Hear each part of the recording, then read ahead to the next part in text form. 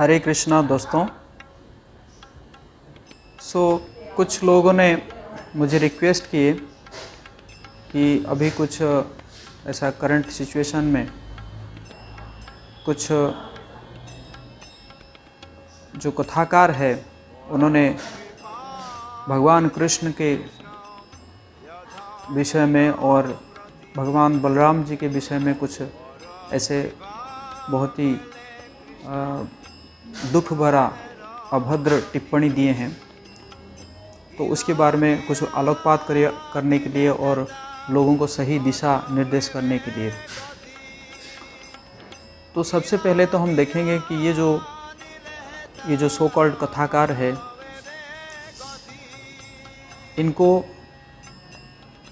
कलयुग में इन लोगों को राक्षसी कहा जा सकता है। किन लोगों की, क्योंकि ये लोग कैसे कथाकार बनते हैं, थोड़ा बहुत कुछ कोई किताब पढ़ लेते हैं और कुछ म्यूजिशियन ले लेते हैं और कहीं पे बैठ के शुरू हो जाते हैं और धीरे धीरे इनका फॉलोअर्स बढ़ते जाते हैं। और हमारे जनता भी अंधे हैं और इसी प्रकार इनका जो बिजनेस है, धंधा है, वो बढ़ जाता है। तो हालांकि सभी कथाकार ऐसा नहीं है। मैं कुछ ही कथाकारों के बारे में बताना चाहूँगा कि जो कि ये लोग है ना, तो अपना धंधा बना रखा है और भक्ति के ABCD भी नहीं पता है इन लोगों को, और बन गए बड़े बड़े कथाकार। और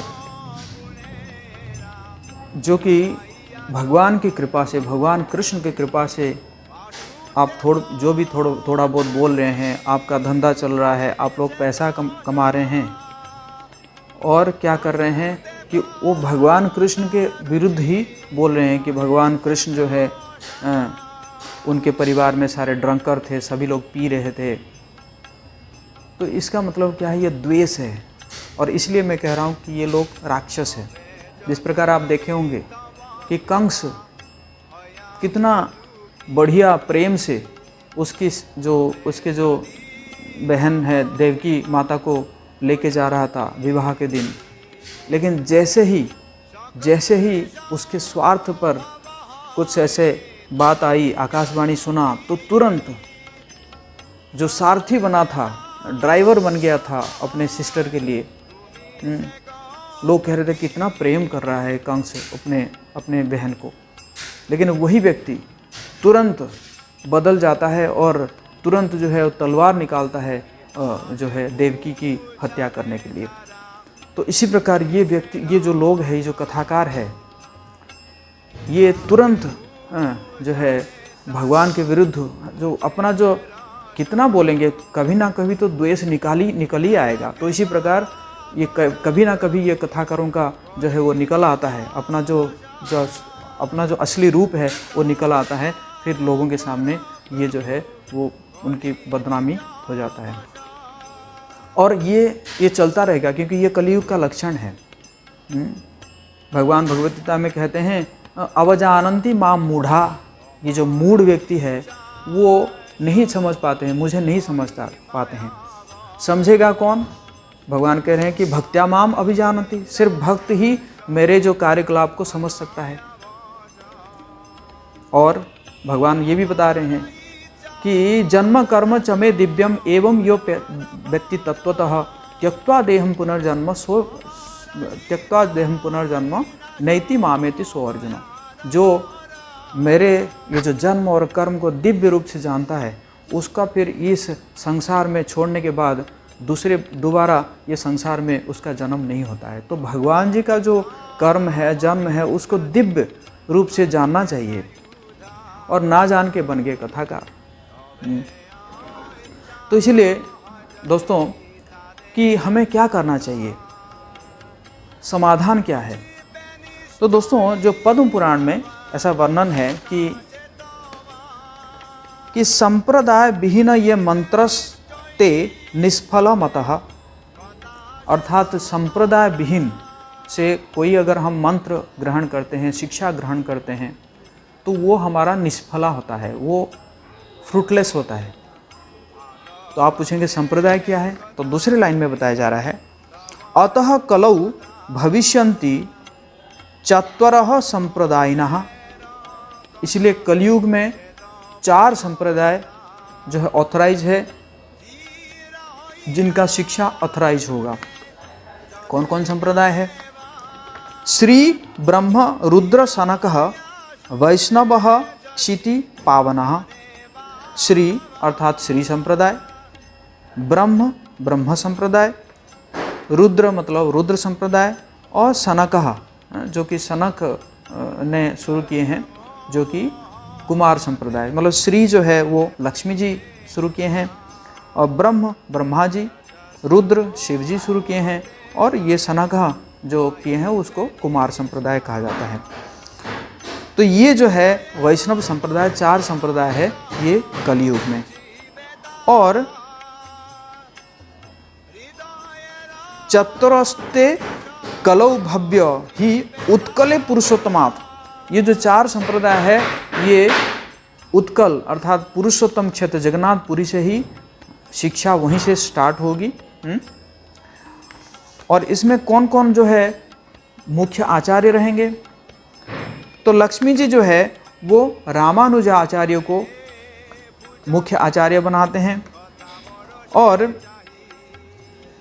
ब्रह्मा जी माधवाचार्य को बनाते हैं, और शिव जी विष्णु स्वामी को मुख्य आचार्य बनाते हैं, और जो कुमार 4 कुमार जो कुमार संप्रदाय है उसमें निम्बादित्यम को निम्बादित्य को जो है मुख्य आचार्य बनाते हैं। तो बेसिकली ये जो संप्रदाय में कोई कथाकार है तो ये चेक करना चाहिए कि वो सही में इस संप्रदाय में आ रहा है कि नहीं आ रहा है, ये 4 संप्रदाय में आ रहा है कि नहीं आ रहा है, और उसके कोई गुरु है कि नहीं, वो उसके जो गुरु है वो भी इसी संप्रदाय में आ रहे हैं कि नहीं आ रहे हैं। भगवान भगवत गीता में कहते हैं कि एवं परंपरा प्राप्तम इमम राजर्षय विदुहु, ये तो सुप्रीम साइंस है, ये जो विज्ञान है, परम विज्ञान है, ये विज्ञान संप्रदाय के द्वारा ही आता है, परंपरा से ही, गुरु शिष्य परंपरा से ही इसको सिखाया जाता है ना। तो जिस प्रकार हमारे ये प्रभुपाद जी है, ये भी ब्रह्म संप्रदाय में आते हैं, ब्रह्म माधवीय गौड़ी संप्रदाय में आते हैं। तो ये संप्रदाय से होना चाहिए उस कथाकार को, और कथाकार आचार्य होना चाहिए, उनका आचरण होना चाहिए, सिद्ध होना चाहिए।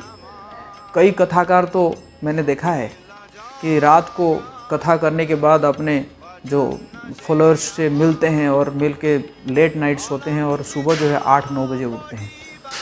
तो ये तो आचरण सही नहीं है कि नहीं? आचार्य जो है वो उनको ब्रह्म मुहूर्त में उठना चाहिए। कई कथाकार जो है नशा करते हैं, कुछ नहीं तो चाय पीते हैं, जबकि कथाकारों को वो तो नशा नहीं करना चाहिए। इसलिए हमारे प्रभुपाद जी ने सिखाया कि purity is the force. 4 principle Prabhupad ji ने दिए हैं, उसमें से एक प्रिंसिपल है प्योरिटी इज़ द फोर्स, मतलब शुद्धता ही हमारी शक्ति है। तो वो शुद्धता जब तक हम बनाए नहीं रखेंगे तब तक जो है हम जो दूसरे के हृदय में भक्ति स्थापना नहीं कर सकते हैं। जिस प्रकार जो एक लोहा जब वो गर्म होकर लाल हो जाता है तब वो क्या कर सकता है, दूसरों को भी जला सकता है कि नहीं? तो उसी प्रकार हमें जो है क्या होना पड़ेगा, शुद्ध होना पड़ेगा। इसीलिए प्रभुपाद जी ने जो हमारे संस्था में आप देखेंगे आज 54 साल हो चुका है इस्कॉन को, लेकिन कोई कथाकार 54 साल में कोई कथाकार जो हमारे जितने भी प्रवचक हुए हैं उनमें कोई भी आपको जो है थोड़ा सा भी जो है स्पॉट नहीं मिलेगा, ब्लैक स्पॉट नहीं मिलेगा, धब्बा नहीं मिलेगा। क्यों? क्योंकि हम लोग संप्रदाय से हैं और प्रभुपाद जी ने ये सिखाया है प्योरिटी। सुबह जो है 4 बजे उठना है, कम से कम 4 बजे, कोई भक्त तो 4 बजे से पहले भी उठते हैं। 4 बजे उठना है, मंगला आरती अटेंड करना है, 16 माला का जप करना है, 4 नियमों को पालन करना है कि नहीं? मांसाहार नहीं करना है, अवैध संबंध नहीं रखना है, जुआ नहीं खेलना है, नशा नहीं करना है। नशा में हम चाय कॉफ़ी तक भी नहीं पीते हैं, है ना? तो इसी प्रकार प्रभुपाद जी ने ये शुद्धता सिखाया है कि नहीं? तो इसी प्रकार हमें क्या करना पड़ेगा कि जो है शुद्धता देखना पड़ेगा कि कथाकार जो कथा हम सुन रहे हैं उसमें क्या शुद्धता है, वो या सही में वो आचार्य है कि नहीं है कि नहीं। तो ये इस प्रकार देखने के बाद जाके हमें कथा सुनना चाहिए। नहीं तो आचार्य लोग कहते हैं कि ये जो कथा उस प्रकार हो जाता है जिस प्रकार कि कहीं पे अगर दूध रखा हुआ है और उसमें जहरीला सांप जो है उसमें मुंह मार देता है, तो जैसे वो दूध जहर बन जाता है, उसी प्रकार ये जो कथा है, ये जो अनऑथराइज कथाकार है, ये जो है ना इस प्रकार जो प्रोफेशनल कथाकार है, इनसे अगर हम श्रवण करेंगे तो क्या होगा कि हमारे भी हम दूध तो पिएंगे लेकिन वो हमारे लिए जहर जैसा काम करेगा। तो इसलिए आप लोग बच के रहिए, ये कथाकार रूपी असुरों से, राक्षसों से आप अपने आप को बच के रहिए। और जो भी आप जिससे भी कथा सुनना है आप देखिए ये वो प्रॉपर जब परंपरा में है कि नहीं है, वो कितना उनका गुरु भक्ति कितना है, वो कितना जो है वो अपने आप को आचरण सिद्ध करते हैं, आचरण कैसा है उनका। इसलिए चैतन्य महाप्रभु कहे कि पृथ्वी ते भारत भूमि ते जन्म होइलो जार, जन्म सार्थक करी करो परोपकार। पहले अपना जीवन को सार्थक करो, पहले आचरण करो, फिर जाके प्रचार करो। बहुत बहुत धन्यवाद, फिर मिलेंगे। हरे कृष्णा।